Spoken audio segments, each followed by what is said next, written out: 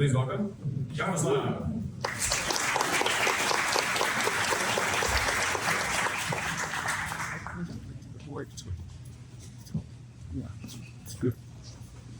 Yes. Hello friends, nice to be here with you. So the talk's name initially was Turbo Native, but it is kind of outdated now because maybe already saw the news from the 7 signals. They have announced Hotwire Native. Now, what is Hotwire Native? Basically, first of all, I think it should have been not me giving this talk. It should have been either Joe Mezzalotti or Jay Ohms giving this talk at the big stage and not at this like budget version. So you have the ADSE version of a speaker. It's me, Yaroslav Shmarov. I gave last year a talk about Hotwire Cookbook. I also run the Shmarov's YouTube channel, and recently I've been doing a series of videos about Turbo Native. But Turbo Native, as I said, it is outdated, and this is a very good thing. It's going to make life easier for you. So if you haven't learned Turbo Native yet, it's good, because now it's going to be easier for you to learn it.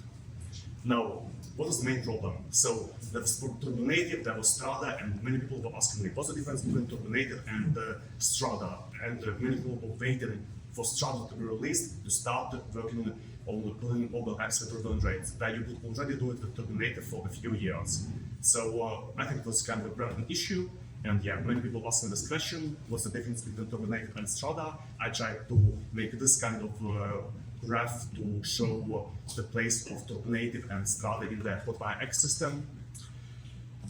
How did it look just a week ago to create a new iOS application to be a Turbo Native application? So you would create a new iOS app, you would install Turbo Native, you would install it on a specific branch that uses Turbo Navigator, it's a navigation library. Then you would install Strada. To install Strada, you would need another like 10 files, and you would just hate your life just by the moment you have done the boilerplate setup to start developing your application.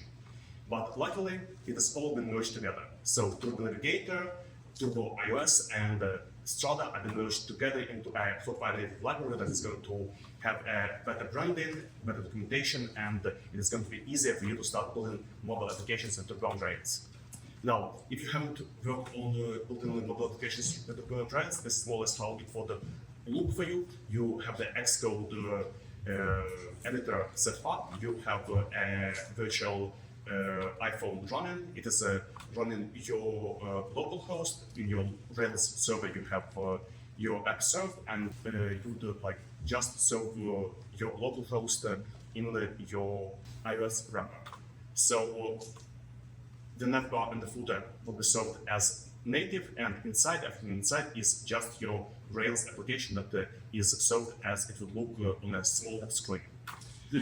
So this part is native, this part is just your Rails application as it would look on a small screen. So going back to the main topic, how to make your Rails application ready to work with Hotwire Native, and how to serve your application so that it works and clicks well on inside a native application. So first of all, make it look on a small screen. When you open your Rails application from the phone, it should not suck, it should work nicely. Have a look at X. This is not the X app, this is X opened via the browser, and it looks and feels like an app. It has the auto navigation, it has the navbar, so the X mobile responsive version looks just as the app does. Same with LinkedIn. And you can identify a pattern here. We have the navbar, we have main content, and the footer. Remember this. So, rule number 1. Before building any mobile application, just make your Rails application look fine on a small screen. And here are a couple of examples of like Twitter and LinkedIn and applications that I have built that look and feel fine on a small screen. Go further. Conditional logic. There are some cases where you want to render something on a mobile application, but not render something on a web application. You can use the helper Turbo Native app. And you can put it in helpers, in ERP files, in controllers, it will talk everywhere. Going further.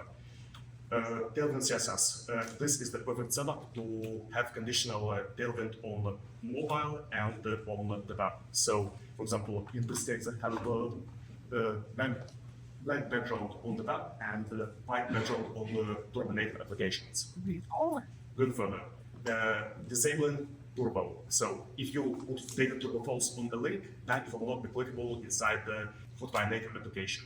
So try to avoid this. But there are a couple of cases that you want to be able to disable this data to set data turbo false. For example, if you're doing Stripe checkout, or if you're trying to do sign in with GitHub.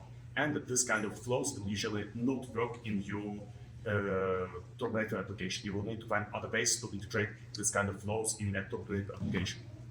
Going further, here's a simple example of data turbo confirm. You know, for this confirmation mode of the JavaScript works in your browser, and this is how it looks and works in a Hotwire Native application. Going further, device works out of the box. If you install the new Rails authentication, it's going to work out of the box. If you are rolling out your own authentication, try to store the user not in session, but in cookies encrypted value. Remember this. Good for that. So traditional stack navigation. Now here are a couple of examples. So first, screen you see I'm clicking and it stacks navigation. So you see the breadcrumbs and I can go further and back. The second case, by click and it replaces the navigation. So there are some cases where you would want the navigation not to stack, if you look in the browser, you would want to replace the current screen. And here are a couple of code snippets that can help you in having additional different navigation patterns in the web and in mobile. Going further, if you have targetblank set up in your Ruby Rails application and you try to click it inside the Hotwire Native application, it's going to look like this. You see, I'm clicking a link inside my application and it's opening in the pop-up browser, and it looks awful. So this is a pattern for link 2 where you can set each Turbo Native app. So you would want to disable targetblank within your application on Hotwire Native applications. Going further, app review. So it can be hard, but you should fight for it. Wheeler Kennedy that does iOS development gave me a couple of hints as how to fight it. So first of all, you should not enable billing inside your Hotwire Native application. You should enable it in the web application, and in some cases you will want to disable sign-ups in your Hotwire Native application. You will want to allow users to sign up only in the web application, but signing in also, they'll be able just to sign in inside the native applications. And you can see this pattern in Basecamp and Hey, for example. Going further, I think that there is space for a couple of boilerplates in the Hotwire Native niche, and you'll be able to the iOS code itself is more or less you set it up once and it is reusable. So you do it once and you can use it around all your applications. And you don't need to have assorted different iOS code for each application. And about Strada, rich components. So Strada, forget this name, it never existed. You have rich components now.